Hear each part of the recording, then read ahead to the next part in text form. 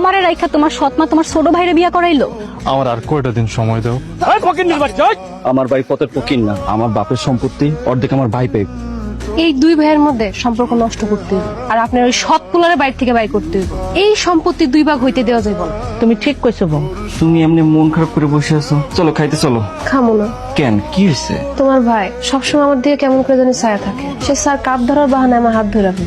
ভাইজান তো এমনটা না, ভাইজান এমন কাজ করতে পারে না। কিন্তু তোমার বোর থেকে তোমার সৎ ভাইরে বেশি বিশ্বাস করো। সুস্মিতা যা কইলো সেটা কি সত্যি? দরজা বন্ধ করতেছে কেন? বিশ্বাস কর ভাই আমার, আমি কিচ্ছু করি নাই।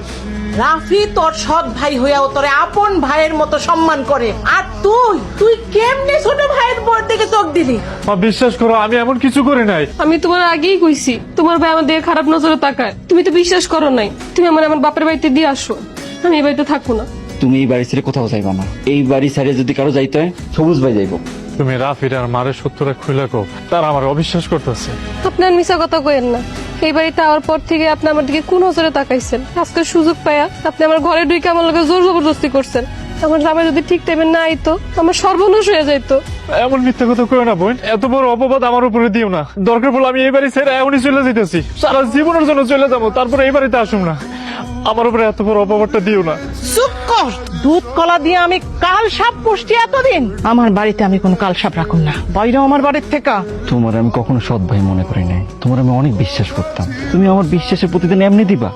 তোমারে আমার ভাই বলে পরিচয় দিতে লজ্জা লাগতেছে।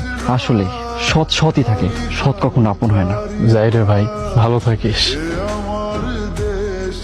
কাকা, আজকে রাইতে যদি আমি তোমার দোকানের বেঞ্চে ঘুমাই, তোমার কোনো আপত্তি আছে? ও বুঝছি, তোমার সৎ মা আর তোমার ভাই বাইর থেকে তোমার বাইর করে দিছে, এইটা আমি আগেই জানতাম। বাদ দাও না কাকা। ঘটনা কিছু জানো? কি ঘটনা? আমি যতটুকু জানি তুমি আর মিমাপু একজন আরেকজন অনেক পছন্দ করো। এই দিক দিয়ে মিমাপুর বিয়া ঠিক হয়ে গেছে। মিম, মিম, তোমার তো সাহস কম না?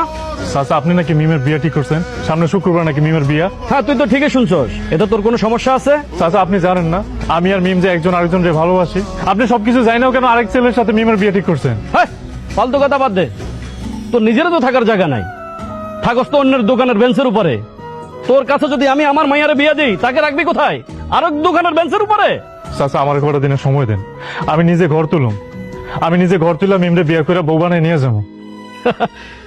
হাসাইলি তুই আমারে? করস তো কুলির কাজ। কয় টাকা মাইনা পাস? সেই টাকা কি খাবি না জমায়া এটা দিয়ে একটা ঘর বানাবি? আমার তো মনে হয় তুই 10 বছর এই ঘর বানাইতে পারবি না।